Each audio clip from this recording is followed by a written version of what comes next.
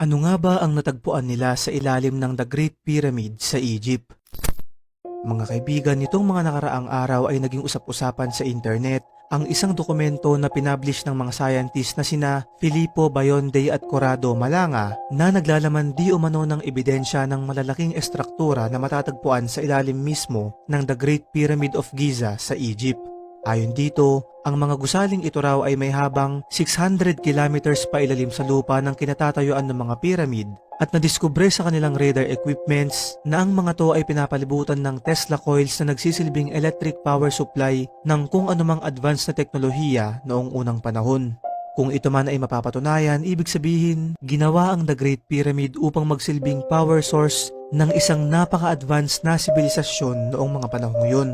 Ang nakakapagtaka pa dito ay alam nyo bang ang coordinates o lokasyon ng The Great Pyramid ay kaparehong-kapareho sa sukat ng speed of light at yung kinatatayuan nito ay nakatapat din mismo sa Orion's Belt constellation.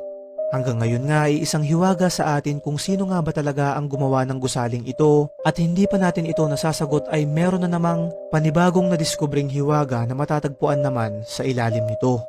Ano ang masasabi mo, kaibigan?